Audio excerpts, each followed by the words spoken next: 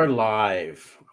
Uh, Joel Glover is a normal, sane person, at least what I've learned, but he's been on the show before and he came back. So now it's all thrown up into question. So, Joel, how are you and why are you back? Wow, I nice. am wonderful. So Thank you. welcoming. Yeah, no, I'm wonderful. I am back because I had such a good time last time. So that's step one.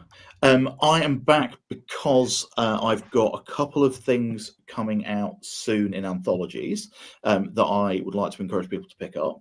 And I'm back because before August, I expect to have a new novel published with a a brand new publisher.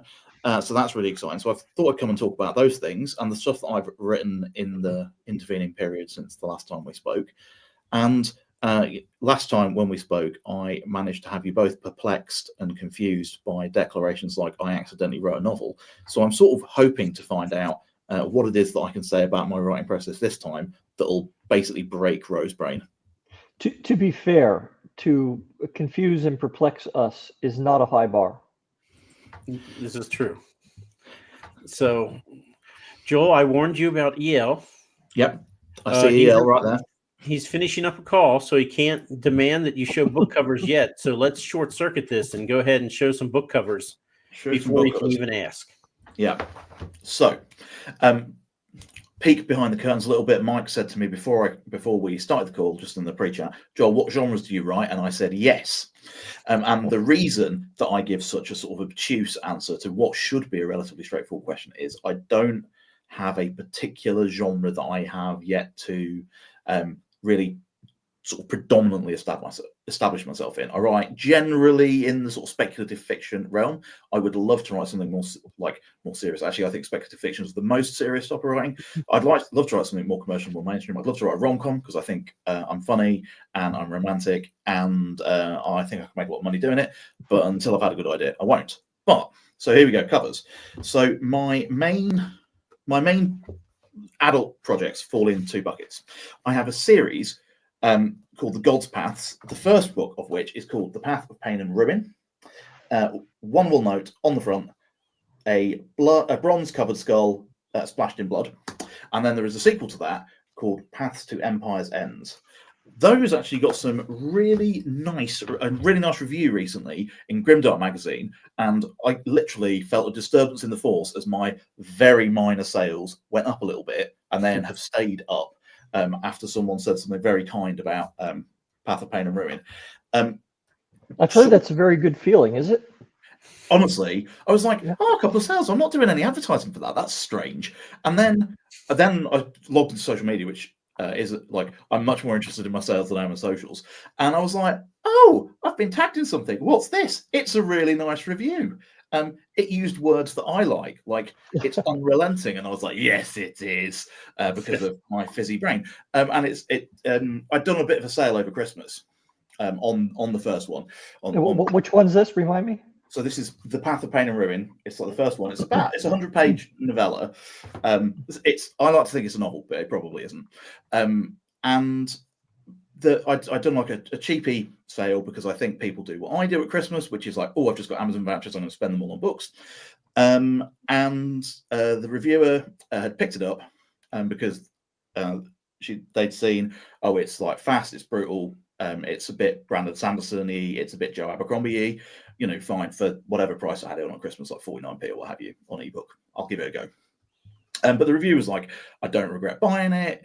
It's unrelenting. It's it's really short. It's fast. It's a good palate cleanser, and that genuinely, it's the best thing that's ever happened to me in terms of sales. Now, admittedly, my sales went from almost negligible to like detectable, but nevertheless, people are out there, and there's been for the last sort of year like a tick through where I'm converting reads from the first one, this one, Path of Pain and Ruin, into this one, which is Path of Empire's End. Which is really great for me. Like Empire's Ends is a little bit more. You should be able to read them in either order. You can read them in either order, but I think it's probably more rewarding to read them in the order that they were written because Empires gives more textualized. Jump in here real quick. Sorry.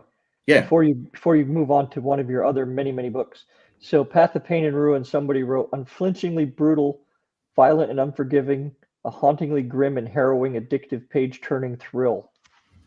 That's, I Yes. mean, did you have to pay for that? No.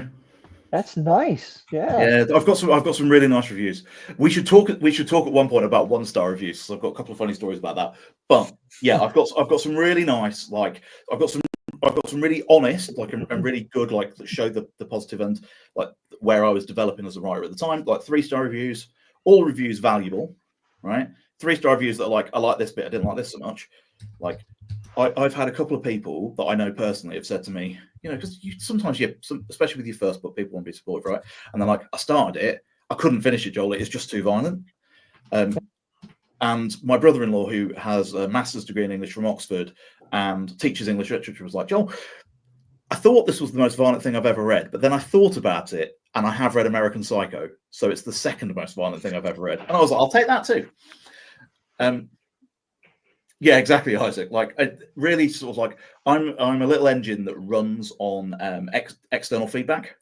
Like a lot of people who are a bit sort of neurospicy, I take a lot of negative stuff to heart. But fortunately, I've also got a really dark sense of humor, so I find a lot of fun in the 1-star reviews. But yeah, the 3 and up star reviews, I don't think I've got any 2s actually. I think it's like 1s or 3 and up. But there's no like. Do you mind if you don't like I, my stuff, really don't just like it, read a couple more of these? Yep. And I like how you said, who was it? You said your brother has a master's in English? My brother-in-law, yeah. Yeah. See, here's the difference, right? This is the US versus the UK in a nutshell. I have a master's degree in English, right? Mm-hmm. Big, hairy deal.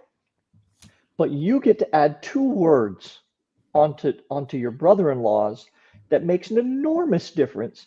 My brother-in-law has a master's in English from Oxford. Yep. Totally different degree, right? I mean, it is and it isn't. But anyway, sorry. Yeah, no, someone else wrote, absolutely gripping story. Joel weaved a narrative that seamlessly blended vivid descriptions, the perfect touch of gore, unique writing style. This is one of my first dark fantasy reads, and I was initially confused by the terms, but was soon immersed in his masterful storytelling and world building. I was definitely not prepared for this to end, right? Then right below it, can I read your 1-star review? Yes, because you this absolutely says more. can. This says more about the dude who wrote the review than it does about your book. Because you've got a pile of books just like that last one I just read. This was the most jumbled, incomplete pile of story I have ever picked up. Only made it a quarter of the way through before giving up trying to make sense of the random back and further of incoherent statements. So he was drunk either while he was reading it or when he was writing the review, one of the two. Or he mixed up your book with somebody else's. No, so I don't mind that one actually, because the way that that book is written, and it probably shows my naivety and inexperience as a writer as I was approaching it, right? So the story is told through the time sequencing in the story is probably it is moderately ambitious, and I think I delivered it, but I can see why like someone coming to something expecting this really linear story wouldn't enjoy it. So you have like the first chapter, and it opens in a remote farmhouse, middle of nowhere, and this catastrophic event that basically drags the protagonist and narrator of the story, it's all told in the first person, back into a life that they wish they'd left behind. But then as the story progresses, so you have that point, like if you think of that as like T0, right? So the time of the story expands from that whilst they try to discover what it is exactly that means that they've been dragged back into this life and how they're going to deal with it. But interwoven in that, they go back, and in dreams and memories, you know, they spend a lot of time trudging around. And as they're trudging around, they're like, oh yeah, this reminds me of this time, or they have a nightmare. They're afflicted with like nightmares and PTSD flashbacks, which help you understand all of this horror and terror, like the path of pain and ruin that this character has walked to get to this point. And basically, once you get to about what I would call so that's like T0 to T1 is them finding out about the sort of the circumstances that led to this catastrophe. you've got T0 to T-1, which is all their life in the past, but those two things are like interleaved, and then you get to the sort of the fragmentary point in what would be like the sort of crisis point in a Saves the Cat type arc, you know, like a build and release, and they come to a decision about what they need to do, and from then on there are no more, like, you know, in talking to people about their past and like reconnecting with past acquaintances, there might be some conversational mention of it or like little bits, but it doesn't have that sort of seesawing element between very traumatic past and equally traumatic present. And that was done, it was done really deliberately, because I was trying to talk about the sort of the post-traumatic stress that is induced in like veterans of imperial conflict and people who are forced through circumstances beyond their control to experience like peril and danger and horror. So it is supposed to have this sort of almost like a rocking motion in the first act and a half, 2 acts, that leave you with a tension. But that is quite an ambitious thing to do when you're like a novice. It was a novella too, right? Yeah. That's a whole lot to try to squeeze into a novella. It's very dense. It is very dense. And that's, again, you know, sometimes when you see people bounce off it, they bounce off it because they're not dark fantasy readers. They don't really know, like, there's like collapse of the polar Roman Empire's sort of component to the world building. So if you're not hitting those, if you're not familiar with those tropes necessarily, and you don't see the way that the themes are playing out in the text, and I'm not at all claiming that I've executed this perfectly, Robert. That was the authorial intent behind it. So if you're having that and you're seeing this go backwards and forwards, and the character doesn't have a lot of they don't have a lot of internalized self-image because they are so traumatized. So all of those things are there and they're very deliberate, but at the same point, people bounce off some of those things. And also, you know, someone gets set on fire in the first chapter of the book, which is 2 pages long, and like melted into sludge. So like if you get to the end of the second page, you're like, wow, this is pretty violent. I have to be honest and say, yeah. I mean, if you're setting that, the expectation is set at that point, I think. Like if I thought so. I genuinely thought as well. So Dean, a friend of mine, is is one of these sort of jack of all trades characters, and he does sort of book design and shelf design for people, and he did this for me for free. And he basically was reading the book, and I said to him, I need a cover, Dean. I don't know what I'm doing. And he was reading the book, and he just sent me the cover that I have, and he was like, I've got an idea for the cover, John, and he sent it me. And it's basically like there's tiny tweaks to like coloration and stuff, but when he sent it me, I was like, I know exactly which page of the book you've just read. But yeah, there's a skull dipped in bronze, splattered with blood, and you know, sometimes people will be like, I think I'm going to read this with my kid, and I'm like, you absolutely should not do that. And you need to re-examine the phrase, like, don't judge a book by its cover. No, that was for when all books had the same covering on, and it was about how dusty they were. The books have a cover for a reason now, and the reason is to tell you what's in it. And in this one, skulls. You know, in this one, there's like if I bring up the sequel, which is Path to Empire's Ends, there's 2 men slamming heads into each other, covered in blood, and behind everything is on fire. And frankly, that's like probably like bottom third amount of violence in the book. It's very dark. I mean, Empire's Ends is funnier, but it's not a lot funnier. That's what we call a clue. Yeah, I thought so. Yeah, I thought there were like media literacy, you know, signposts there, but I was wrong. Yeah, well, you know, literacy of any kind loses a foothold here in Central North America. You know. Yeah.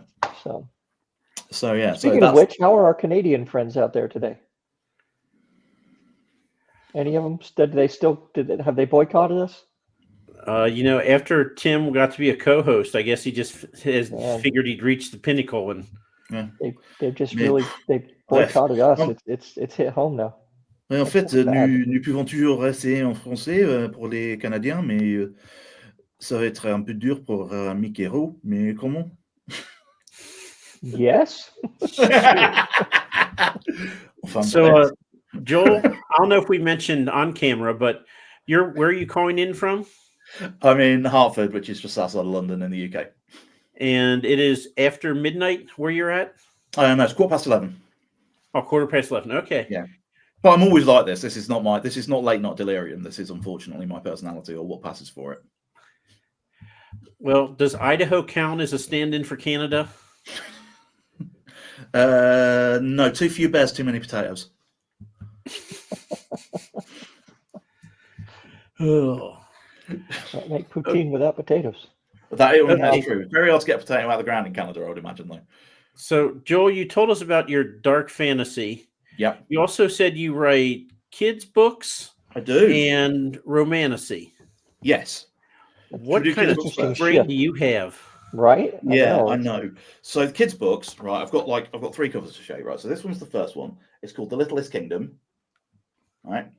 And it's got this available in paperback, the available electronic format. Yeah, this is a paper book, so an omnibus, and it's got 3 stories in it. 3 princesses have an adventure: the wise woman and the voice up the tree, and the adventures of the magnificent Steve Jr.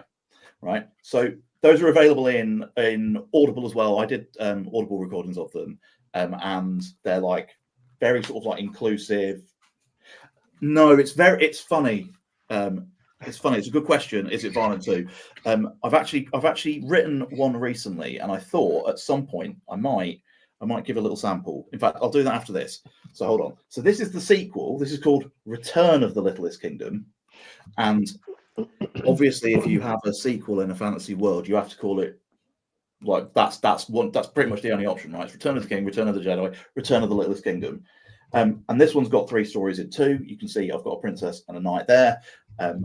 Princess and the Yellow Boy, A Wonderful Day for a Quest, and the Knight and the Unicorn. And then I wrote a third one, which has got another, which is called Tales from the Littlest Kingdom. This one's the print proof, and you can see because the words are in the wrong place. And this one's got 3 new stories in it, in addition to the other 6. Yeah, that's what I'm aiming at. And so this one also has a story called The Cheese Thief. I'm trying to remember what the other 2 stories in here are called. That's Wonderful Day for a Quest. So we've got The Cheese Thief. While you're thinking of that, Joel, two jump to mind. I'm surprised you don't use a pen name for your children's books, because like if parents know that you've written this book, they're going to look you up and they're going to find bronze dead skull smack blood, right? Yeah. So what I've done to differentiate myself to emulate Ian M. Banks, I put a little trimar just on top of the E there. So for adults books, I'm Joel Glover, nice and simple, and for children's books, I'm Joel Glover. I'll answer to either. You'll have noticed that I've got a little bit of French going on. Yes, sorry. I think you're giving people way too much credit, man. Yeah, well, that's true. Yeah, Special Sort of Magic, Cheese Thief, and The Adventure in the Hidden Forest. But yes, all like they're basically inclusive books. But you're right, Ro. Like I didn't mean to write a romantic fantasy, and then I did. And I want, we'll get back to the I'm operating on a level of trust that perhaps is completely unjustified, but we will see what happens, I guess. We'll get back to the romancy. Hold on. Yeah. Do you do comic book shows and things like that where you sell your books? No, not at the moment. Are you going to? Yes, I think I probably am. Okay. I'm waiting for. I've got a middle grade on the bubble at the moment, and I've got a YA that is finished, and I'm just trying to work out what I'm doing with it. And so therefore, when I get a table, I'll be able to have a basically sort of an age graded pile to say, okay, look, if you want to sit down and read with, and like a story loving 5-year-old through to like having an erudite 8 or 9-year-old read to themselves, these are the books for them. If they're in that sort of like 9 through 13 range, this is the middle grade for them. This is an entry point. If you're looking for something that's like 14 to 20, this is the YA. And then like if you're like mature 16 to like 18 and up, this is the section. So I'm consciously trying to curate a readership actually that will run from end to end. Nice. Yeah, keep them going.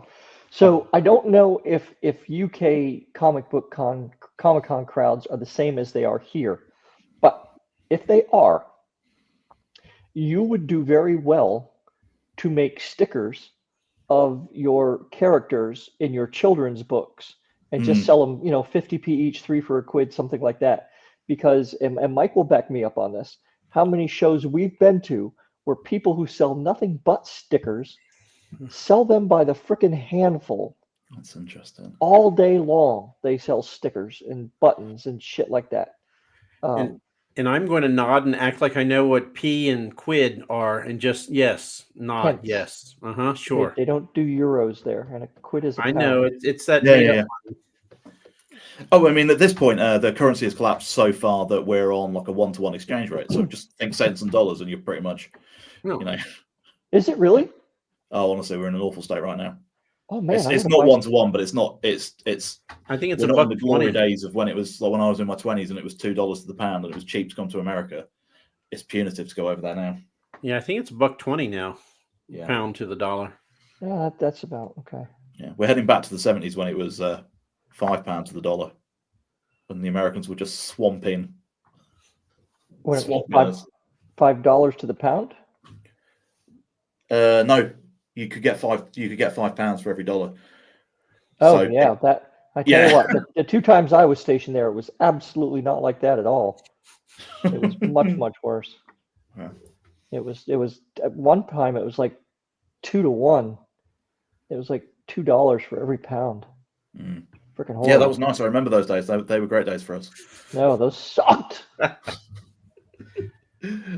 and forth, isn't it? So I thought what I might do actually before we move on to like adult fantasy, can I read you the first page of like? Can I give you a preview of what the kids' books look like?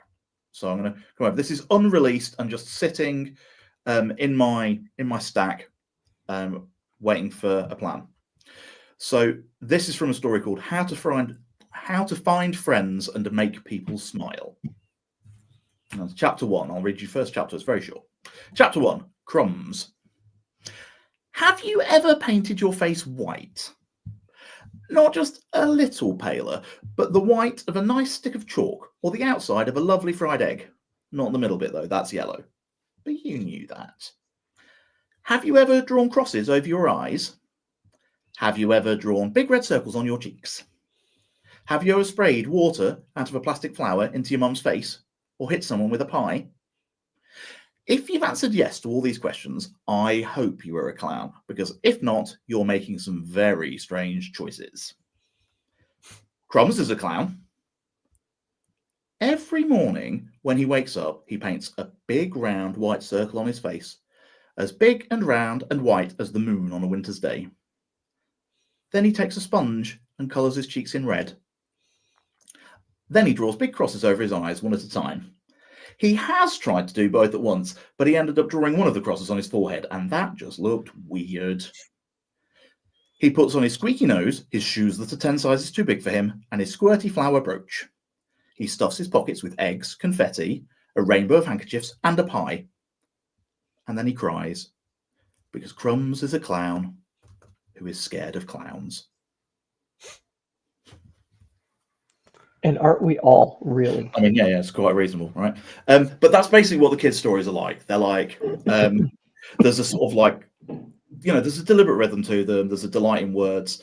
Things obviously will turn out okay for Crumbs because it's a story for like 7-year-olds. Crumbs has gone into a different world. He's walked through a portal. Oh no. What's that lady doing? There's a dragon. Why did she have a chainsaw? Yeah, and in fact, actually, there is a dragon in that realm. His name is Brian. My youngest son named him. So I have the wisest woman in the world. I named her after my mum because I needed a name. And then later on, I was talking to my youngest. I said to him, Felix, look, I've got this dragon. He tries to help, but he's really stupid. What should I call him? And he gave me this long look and was like, Brian. And that's my dad's name. And so yeah. So Brian, I think, has like some of the best lines. Like he intercedes with a knight errant who's on like a quest, and like they're trying to convince this knight that basically he's living his life the wrong way.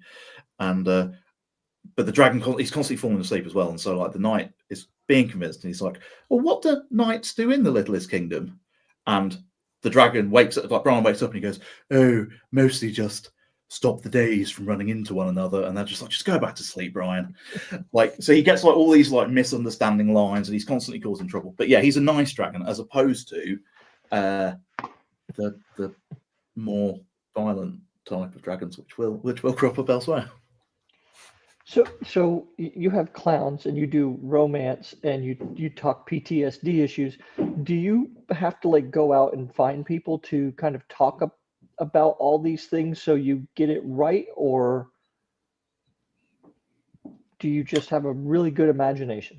No, I've got a very I do a lot of reading, and I've got a very verbal imagination, and I just sort of like try and be respectful, like for the sort of where I'm talking about things that are like important, like just sort of like having a respect and a kindness and extending some grace. I think is the important thing. With clowns, like, you know, in the book The Cheese Thief, they run through the town and they go past a lot of people doing like very old timey jobs, including like, you know, so, and it's a great way of just introducing kids to like, this is like, what does a Cooper do, and, you know, what does a Thatcher do, but also like silly ones like abacadarian. I just really like that word, so I'm putting that in. What is an abacadarian? Someone teaches the alphabet. No kidding. They have like that's a job specialty. It was at some point. Wow. But yeah, but it turns out like that's the solution to like because the way that I write is so haphazard. Like, you know, I'm writing these things, and I realise that joke is in and of itself like part of the resolution to the story, because I understand how like story frames and story structures work in terms of like, you know, how do you create tension? Where's the opposition? What sort of resolution do you need? Like, what are satisfying paths through a story? But with the kids' books, I actually think about that like really, really actively, because there's so little space, and so it's like every joke has to move you towards those beats in the story. But other things, you know, I have like short stories or novels, and people, oh yeah, let's work out where the beats are, and I don't bloody know. Like, I only wrote the thing. You have to tell me how you experienced it. EL has asked, that's not London. True. It's not the West Country. No, it isn't. Or the North. And I think that's a matter of perspective. So I was born in Coventry, which is in the West Midlands. My parents are from like further west than that. And I grew up mostly in Leicester. So I have the accent of someone from Coventry who's read too many books, which frankly is like 7 people in Coventry as far as I can tell. But I don't have the full Leicester accent, although that sort of comes and goes. Yeah, I have like a mix, like a mishmash Midlands accent. So how do you go from writing, you know, grimdark to children's books to romantasy of all things? So the romantic fantasy one, what happened was, after I finished writing Path of Pain and Ruin, I'd already got my next project, which we can talk about another time, 13th Prince. That's like straight up and down. It's not straight up and down fantasy, but let's call it fantasy capital F for the time being, right? So I'm working on that. I've finished Path. I've got some short stories bubbling away, and I self-published Path of Pain and Ruin because I still don't know anything, but then I knew nothing. So I was like, you know, I was feeling really pleased with myself. I'd written it. That was my goal, right? Was to finish it, was to be happy with it. And then I was like, I'm going to get someone to read it. So I learned how to do that on Kindle and published it. And then I was like, you know, this is not going to get readers all by itself. I'm going to have to do something to try and encourage people to read it that I don't already know. And I fell into like just looking at like what people were reviewing on Instagram. And what people were reviewing on Twitter. I'm not on TikTok because I am an old man, and that's not for me. I don't get it, but it's okay. It's for other people. It's great. But what I discovered was that pretty much anyone that was reviewing fantasy weren't reviewing what I would call like classic fantasy. They were reviewing like romantasy, like not even romantic fantasy, but like romantasy as a separate genre. And it was really interesting that it was very like trope, like it's how heavily the tropes contained within were driving the consumption, but they were also driving the marketability of it. So if you couldn't say, well, it's, you know, these 5 tropes and with a certain type of cover on, the reviewers didn't seem to be picking the book up. Like, they didn't seem to be varying that much. They were like, I read these 5 tropes, bam, bam, bam, bam, bam, right? I don't have that media consumption habit. I don't have that media consumption pattern. And I would get really bored doing it. But apparently people like to do that. And so I'm looking at all these trope boards that are flying about, and I'm trying to do my own trope boards. And I'm just like I am improving as a graphic designer, but 2 years ago I was awful at it. And I'm trying to work out, how to explain these two things that I've written that are they're reflective of the genre, but they're not capital T trope, right? And I'm thinking, well, could I even write a story? Like some of the tropes out there are so, to me, they're actually genuinely like they make my skin crawl, or I'm just not interested in them. So you chop off those two things. Well, what would be left? Like, how would I do that? And I sat down and actually planned a bit of a novel, which is not something I normally do. I'm like, oh yeah, these ideas, and then I go, these ideas, these themes, first page, see how it goes. And I sort of worked on it, and wrote a novel, like that I was happy to write, that I would be happy to read, like that I would pick up and read. And it might, my first choice is probably, like is in other spaces, but it would be in the Venn diagram of things that I would actively sort of pick up and read. That is based in the world that Path of Pain and Ruin is in, but is like hundreds of years later, and it has like some of the religious components, and it retains a commentary on expansionist imperialism and gender relationship and control and power, and so it has these things in that I think are important things for fantasy to be talking about, and the nature of kingship and rulership, which I think is an ongoing thing that people that are writing fantasy, post 2010 are like really talking about.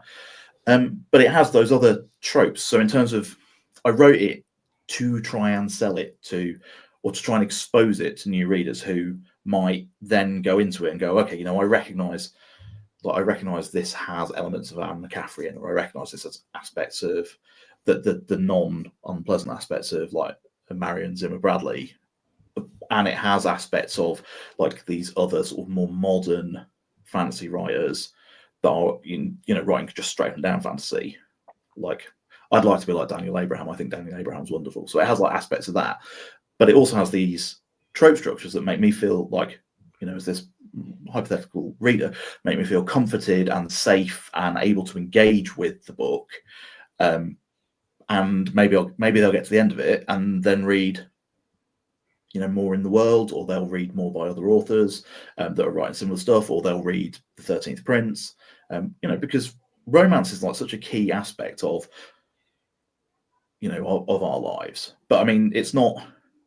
The thing that is very curious to me is, I don't think it's healthy for it to be the predominant or main aspect of your life for like long periods of time. No, that would be weird. Yeah. But if all you're reading is like, oh, I'm reading these particular types of romances around these, frankly, some of them quite toxic tropes, and you're sort of imbibing that.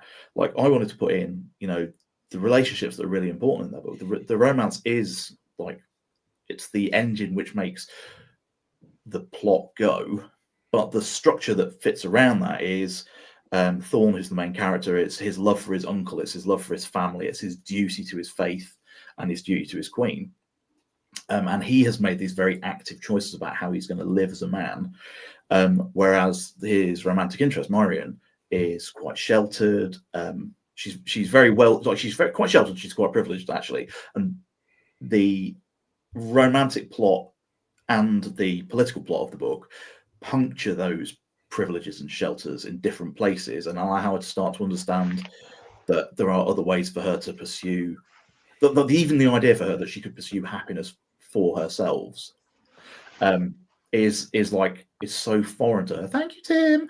That that question, can I actually do that, then sends more plot wheels tumbling. And those aren't, I don't think those are necessarily like tropes or structures that you find in like capital R romantasy. So Joel, EL has a question for you, but before we get to that, I want to give you a chance to disappoint me horribly. Shoot. Ask this question of everybody. There's only one right answer, and That's, no he usually one reserves right that for his female friends, Joel. So Yeah. So I want you to envision you are in a saddle astride either a griffin or a T-Rex going down the main road of your city. Which one do you choose and why?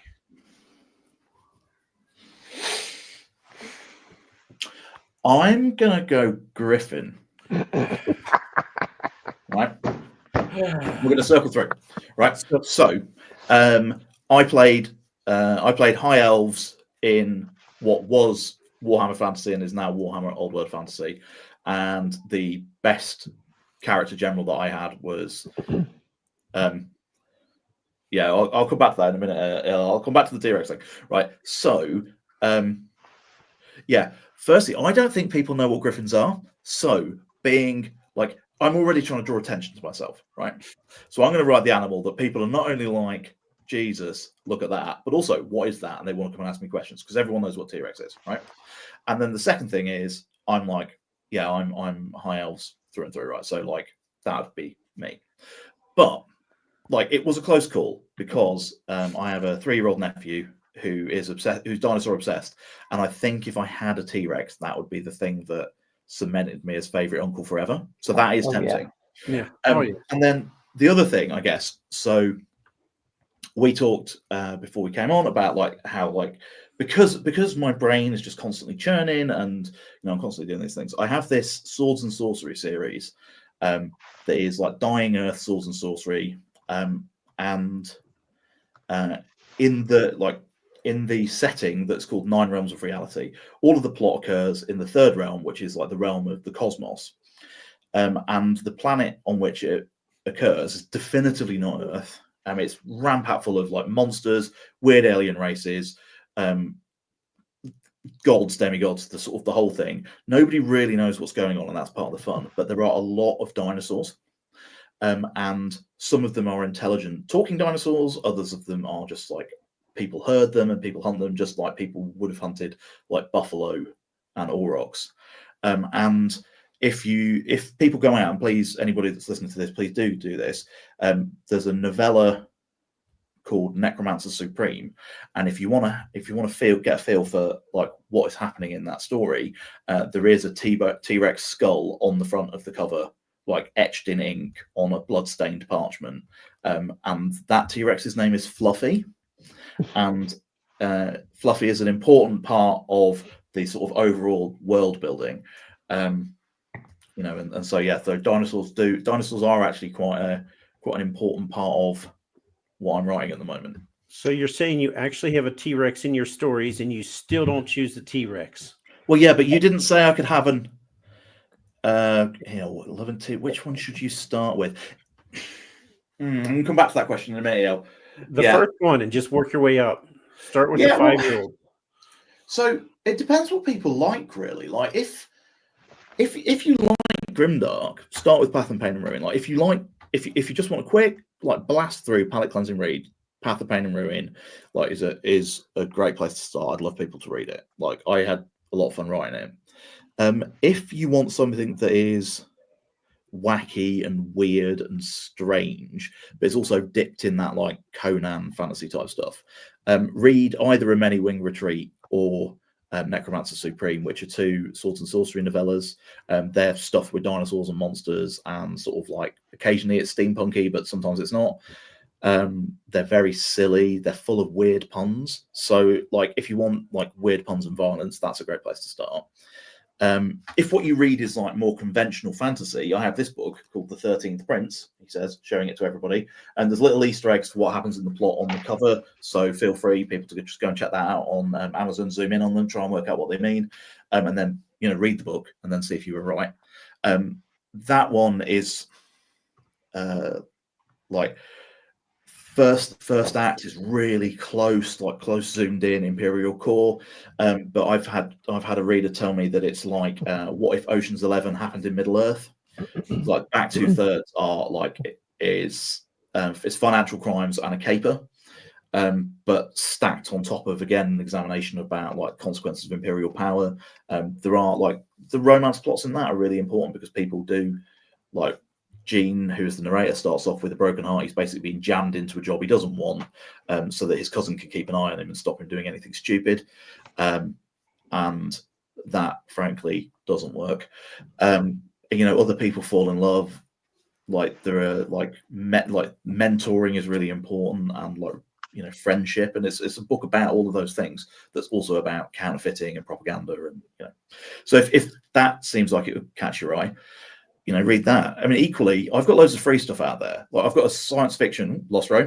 I've got a science fiction series called The Oral History of the Cavendish Company. It's on a website called Foo for All. You can read them in any order. They're deliberately designed to be read in any order for 20 or so, and we aren't at 20 yet. It's 35 written. You can just go and literally just click on my link tree, go and check one of those out. Like that's an examination of monopolistic capitalism through science fiction lenses, but each story's like part of a sort of broader soap opera. It's a bit like The Expanse. I guess it's more like The Expanse than most stuff I've read recently. So yeah, there's loads of places to start. I love them all equally. They're like my children, I like them all equally. But it is horses for courses.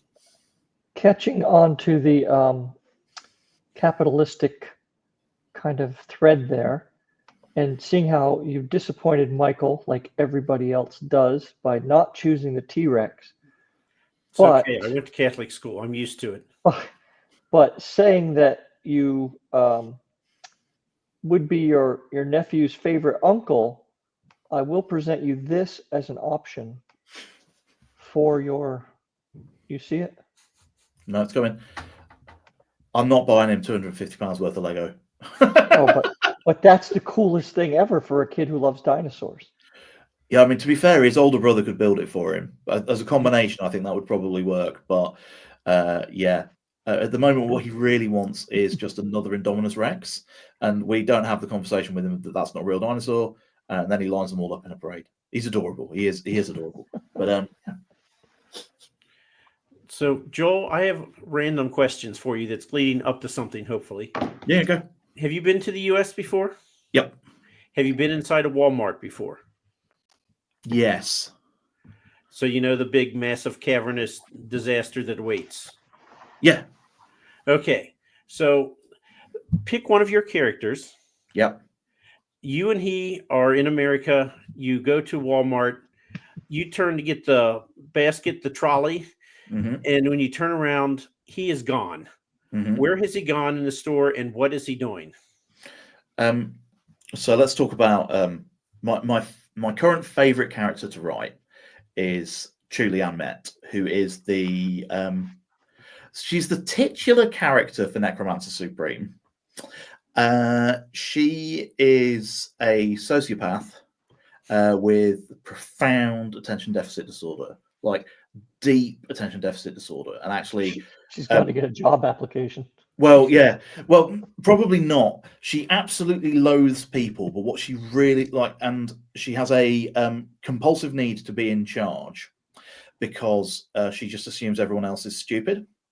And in fact, so she's as I say, she's the titular character in Necromancer Supreme, and the novelette Apprentice to Death's Mistress obviously also stars her somewhat. The whole one of the main propellant elements of the plot in that book is the fact that her entourage are constantly manufacturing crises to stop her from breaking things. So if she were to get into Walmart, I think she would find herself incredibly overstimulated. If she was feeling considerate, she'd probably be buying. You can't buy alcohol actually in Walmart, can you? You can buy Not beer. really. Yeah, maybe beer. Oh, maybe beer. So if she was feeling considerate, she might be in the beer aisle, probably complaining about the quality of it because her main assistant is a almost functional alcoholic. The alcoholism is very real. It's the functional is the questionable part.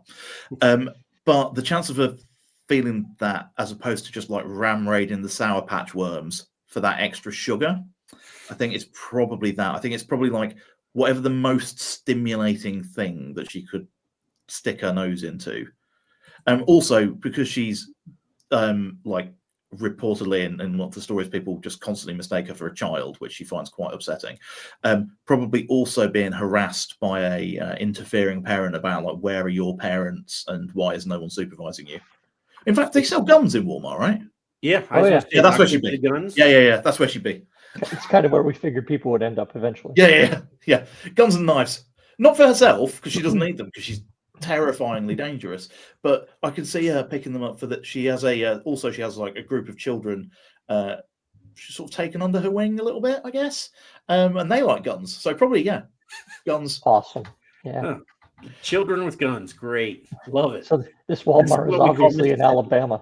Yeah. Yeah. Hey, I know you said you were old, and I'm going to prove that you're not, because we've been here for 45 minutes now, and I'm going to ask you something that I can't remember if I asked you at the beginning of the show or I asked you right before we came on the show. So Reasonable. For the 2 or 3 people who were here very, very early, like when Mike said hello, excuse me if you've heard this before. You worked at was it a restaurant? Yes. A Love Boat themed restaurant. Yes. Tell me about that, because that kind of, were you like Isaac, or Well, so what was your role in that, and where did you find a Love Boat themed restaurant? Yeah, so I worked at this holiday village in France, in just outside a village called Erdevin, which is near Carnac, which have both those towns have megalith emplacements that are older than Stonehenge, and yet they're like, the French just don't give a toss about them. I think they're building a car park on the one in Carnac, which is like sacrilege, right? So I got this job working there. I was working in the restaurant and doing 3 services like breakfast, lunch, and dinner every day. I think I was getting paid €1 an hour. So real. Wow, when was this? Oh, it's like 99 probably. €1 an hour. €1 an hour. But I got a bed and board and €1 an hour. Okay. And 1 free drink per service, like lunch and dinner. But the size of the drink was not specified, so we used to have a litre of beer per service. Nice. Okay. But what they would do was every night of the week they would kit the restaurant out with a different theme. So you'd come down, like, first couple of weeks we were there and we didn't speak much French at all when we arrived. They would just like hand us stuff and you'd be like, what the fuck is happening? They'd be like, oh, it's Mexican theme night. And you're like, right, it's 30 degrees outside. Why are you making us wear, like, firstly, poncho is not Mexican. Secondly, this is made of wool. Thirdly, it's 30 degrees. Massive sombrero. You'd be sweating. Hold on. You're right? Talking Celsius, so our Canadian friends understand. But for our American friends, we're talking about what, 95? Yeah, somewhere in the 90s. Yeah. It was warm. It was warm enough that you wouldn't want to wear a poncho in it. Put it that way. Right, hot, not cold. Yeah, okay. hot. Probably 83. Right. Yeah, but every couple of weeks on either a Tuesday or a Thursday, they did a seafood buffet every Tuesday, right? And then every 2 weeks, they went full bore, and you had to dress up like a sailor, right? And they basically love boated the whole place. Right, but because the French are obsessed with hierarchy, and my theory about this is that they killed all the aristocrats and then didn't know what to do, right? But since then they've been obsessed with hierarchy. So we were stagiaire. So someone in the comments said I thought the French had laws. They do have laws, but they have a law that allows you to be treated as like less than human if you have a certain employment status, which is called stagiaire, which is like an intern basically. So because we were interns, we had our little epaulets, and we got 1 bar on our epaulets, and the permanent staff all got, well, like the people who were paying actual wages got 2, and then the chef de service and the various like people in the holiday camp got 3, and then the holiday camp owner got like a nice 4 bars and would strut around acting Charlie Big Potatoes and drinking. I mean, they were all big drinkers. But we would have to put on this big show, and there was like music, and they like the service would start every day with the Love Boat theme. It was a very strange experience. And when we got to the end of the summer and we're just about to go home, we get to the last one, and we realized that we could take all the rank marks off our epaulets. So we put them all onto my friend Rob, who still, like 10 weeks later, spoke no French. Barely spoke a word, but we put on enough rank markings that it made him look like he was like second in charge of the whole holiday camp. And then we sent him out into the restaurant, and all of the people that we work with, who were like full-time employees, or like women in their 50s and 60s, were absolutely outraged. But they couldn't say anything because it made them look so petty. And also, if they had, Rob wouldn't have understood them. So me and my friend David, who were there too, were just like listening to them, chuckling away at like this sort of like at how upset someone could be just because they had the wrong thing on their shoulder. But yeah. So you're carrying on the 1,000-year tradition of the British pissing off the French for no other reason than because you can. Yeah, just for funsies. Nice. Yeah. I respect that. Yeah. But I would, if you're like Neolithic history person, or you like just a nice beach, I would recommend Carnac de Vin. Food's pretty good. You pretty much have to subsist on crepes, but that's not the end of the world. But yeah, it's a beautiful part of the world. It's the it's very Asterix and Obelix, you know. Yeah. I know what you're talking about. I don't know if Mike does. No idea. Big bits of stone, Mike. You should read Asterix and Obelix. It's good. Yeah, you should look it up. It's fun. Are you serious, Mike? That's not a thing over here, Joel. Oh, Asterix and Obelix is not a thing over here. Never heard of it. Couldn't even spell it. Oh, it's it's like classic. It's a cartoon. It's a cartoon, yeah, but it's like Bond in it. It's like like there's so many, like the translation. It's the best piece of translation I've ever come across. So like there's a druid, Mike, and he gives the local Armorican Gauls a magic potion that helps them fight the Romans, right? And his name is Getafix. Getafix, yep. And it's just every single name. So like the fat man who fell in the cauldron is called Obelix because it's like obelisk. And they've got a pet dog who's called Dogmatix, and he's constantly like trying to make them do the right thing. Yeah, it's and Asterix is the star, see, but like it's all like the translation of the jokes are all so well done into English. And they just go on adventures and are constantly beating up the Romans, who can't work out why they can't take over this last village, which is the only village in France that is resisting their rule. It's very funny. Like it's genuinely very, very funny. It is. Yeah. It's worth looking up. Yeah, absolutely. So there you go. The Americans get into that. Sure, I'll put it on the list. But if you knew how many things I've not seen already that are on before that, yeah, Mike hasn't seen movies that he should have seen by now. Oh yeah. Don't get me wrong. My wife's like that. Like, and read books, and you're just like, I don't. What did you do during your childhood? And I think it's just watch the same single film over and over again on a VHS tape. Was it the Titanic? She's seen Titanic, actually. I will give her credit for that. But yeah, she's a card. Well, Mike, what do you think? Is it time to go to the bald now? I think it is. Okay. Pick a character, Joel. Pick one of your characters. Anyone. Okay. Just anyone with sight unseen. You don't get. I'm not going to work out. I'm not going to know what they're going to do. Correct. Nope, you're not. All right. Bear with. Okay. Yep. Got it. Yep. Okay. Who's your character? Who it is? I'm going to go with. Red, who is the protagonist of Path of Pain and Ruin. All right. And tell us a little bit about them. What to tell you without breaking the plot of Path of Pain and Ruin? A former slave turned unwilling legionary turned accidental herald of the apocalypse. Ooh, a herald of the apocalypse. Sets people on fire. All right, give me a number 1 to 20. 7. Excellent. Okay, and your character's name again is Red. Red. That's what people call them. Okay, so we want to learn more about Red, but we don't want you to give us spoilers. Yeah. So Red is being transported to someplace else that he's never seen before. All the rules of your world still hold sway, but he's just in a whole different location.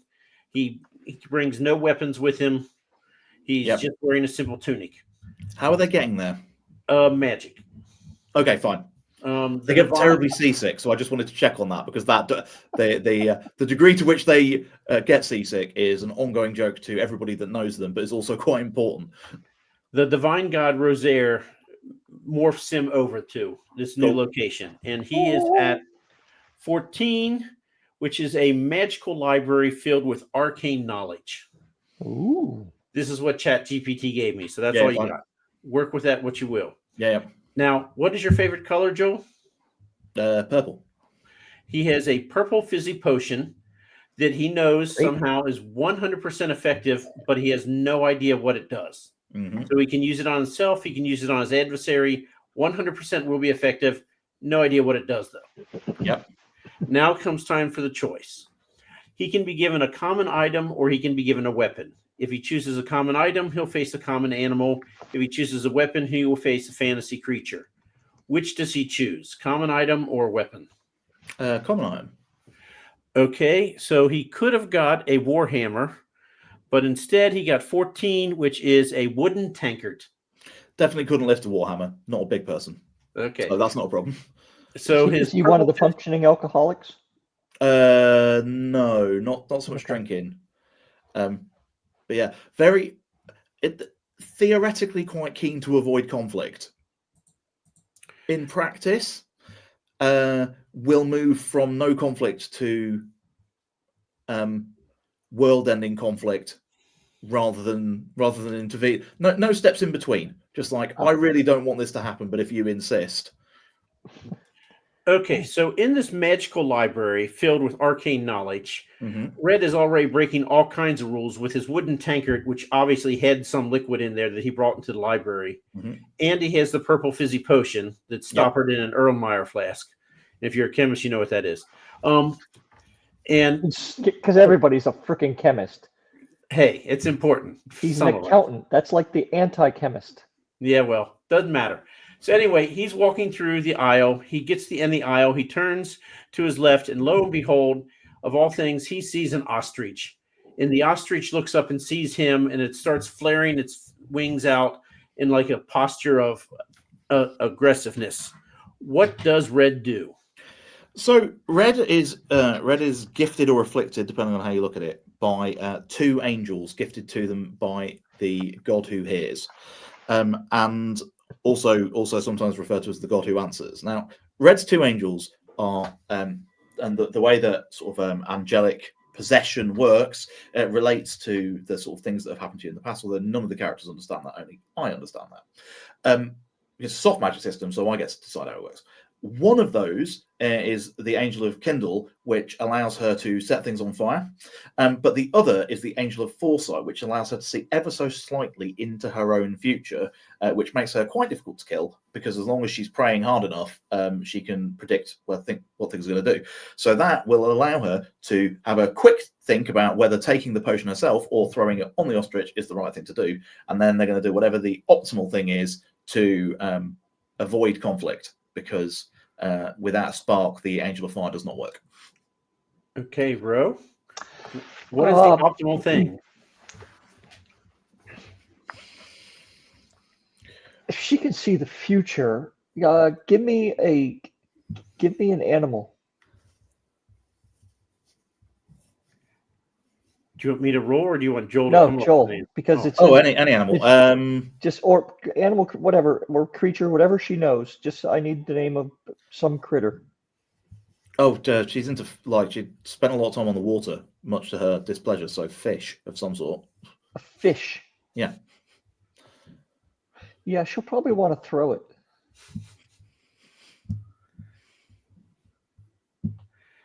So rather, she probably won't want to take the potion. But that's her call. I'm going to throw the potion. Okay. So the potion hits the ostrich. I don't know that you would really notice anything. What kind of fish? Like a minnow. Nope, she wouldn't notice anything at all. The ostrich squeaking, though, just kind of stops. That's all I got for you, Mike. Yeah. Okay. So now you have a silent ostrich who's still flaring its wings and trying to look aggressive, but it can no longer squeak or hiss or whatever they do. And it's kind of angry because it's lost its voice. I have some bad news for the knowledge of humanity. This is the situation in which Red excels. Burn it to the ground. Yeah, a small coal tamped in a tin box, opened just enough to give her a spark. Books burn really well, and so do ostriches. And I think if you set an ostrich on fire, it would then set fire to all the books. Exeunt, stage left. Red, the last general, the Lady of Flames, causing havoc as usual. She's not a welcome guest anywhere she goes, really. Like that's kind of a new ending for this, Mike. So the magical library filled with knowledge is going to burn to the ground as the flaming ostrich runs through the. Yeah, Red can't read. She doesn't care about that. And she's just going to look for the exit and go. Yeah. Okay. I like it. I like the one destruction. Yeah. Yeah. There's that's given you quite a good feel for like the with no spoilers the nature of the plot of once you get past the first chapter, all threats to Red's personage are met with like the book is called The Path of Pain and Ruin for a reason. That's how she conceives of her existence. Do you ever think she's maybe a little overpowered? No. Okay. Because she's not the so in the story of both Path of Pain and Ruin and Path to Empire's Ends, a fratricidal war between two empires has basically been just choking them to death for hundreds of years, and it's just constantly flaring up about all the things that empires in history used to argue about, like who got the biggest house, or did you give the right amount of tribute, and all those sorts of things. And a small religious cult has taken over one of the empires through this use of just like this perfect opportune time for magic. But she knows that she could die at any point. She basically barely sleeps because the angel only works when she's awake. So like she could just be murdered in her sleep. So she knows that. So then she can't sleep, which is of course sending her insane. Like throughout the book, but like some of the other characters have she's a member of like this religious cohort called the Blessed. There are nominally 100 of them, but in like classic fantasy format there aren't, because no one can count. Some of them have got some truly horrific combinations of powers and abilities that she would not want to cross. Nice. Okay, I have one more question that is utterly ridiculous, and I don't think I've asked it before. Shoot.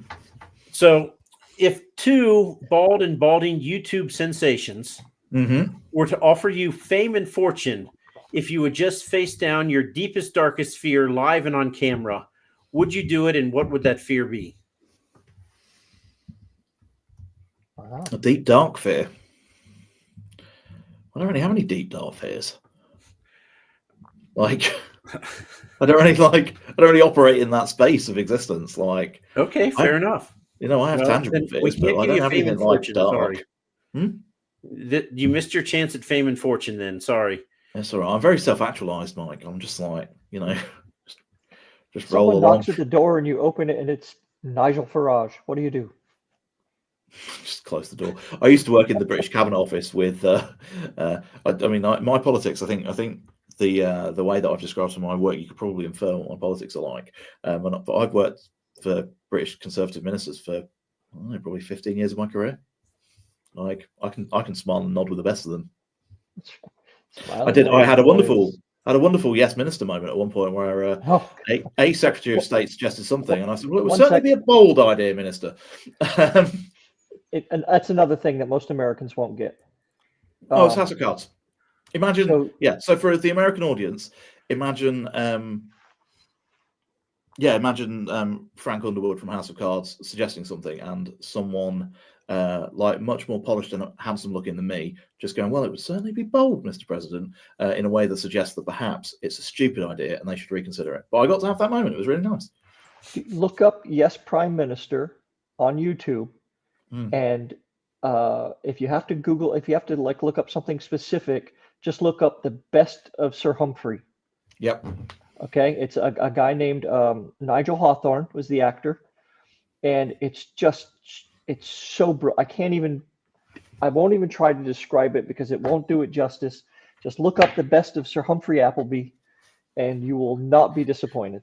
Yeah, I mean, absolutely. Like, so the latter day stuff is more like in the thick of it, which is in the Loop in the States. It's the precursor to Veep, and those pieces of media are definitely very much influences on 13th Prince. Like, it has this really sort of like caustic vulgarity and language that masks the subtlety of the political maneuvering, and that's deliberately like very much part of that, like that milieu. You know, it's very influenced by that. So yeah.